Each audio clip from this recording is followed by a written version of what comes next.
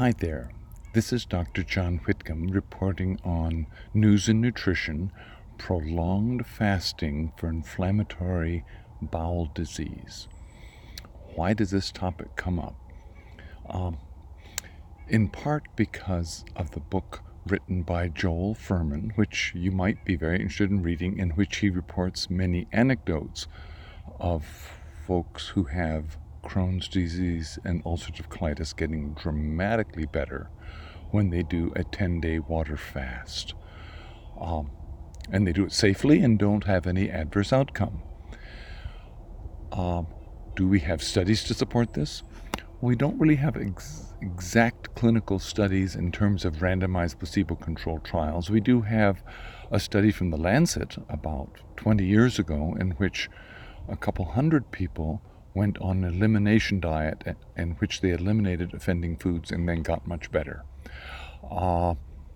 We also know that Crohn's disease has gone up a couple 100% in the last 20 years. It's now the number one admission to our children's hospital in Milwaukee, Wisconsin.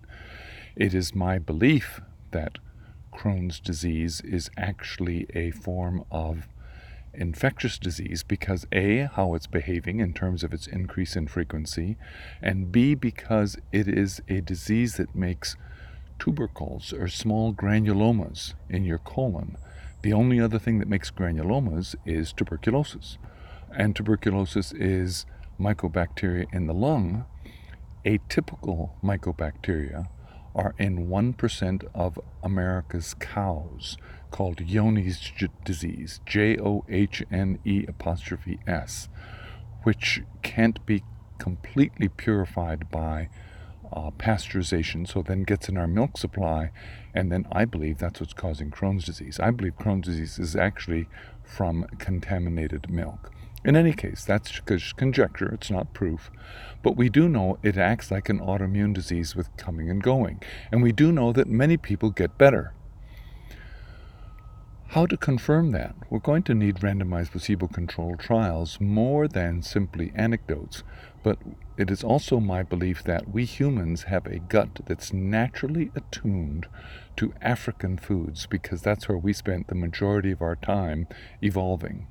And 100,000, 200,000 years ago, we came out of Africa and started adapting foods around the world.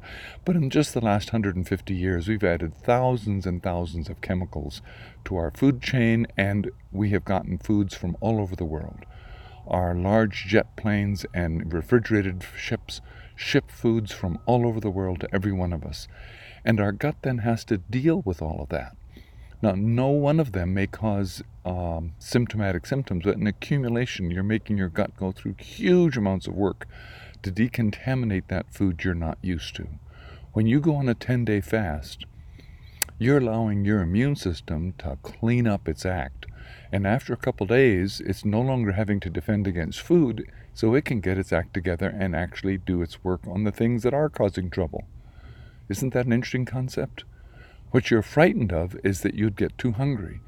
And what should be noticeable is after about 2 days, you don't. You might do a run-in for a week or two. You might try a couple months of fast mimicking diet by Walter Longo, where you ate 800 calories for 5 days. I've been doing that for 16 months. The first month it's hard, second month gets easier, third month easier, until by 10 months it feels routine. Then do a 10-day water fast and see what happens.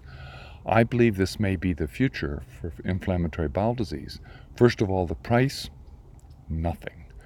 Outcome, side effects, very low. Tiny percent of people don't make ketones, and you can check to see if you make ketones by getting a simple urine stick from Walgreens to see if there's ketones. If you make ketones, then you can safely do a 10-day fast. What will work for me? Well, I'm going to try. I don't have inflammatory bowel disease, but I intend to try it. One of these days, I'm working up my bravery. I'm pretty sure I can do it. This is Dr. Whitcomb talking about inflammatory bowel disease and prolonged fasting from Moon Beach Camp in northern Wisconsin.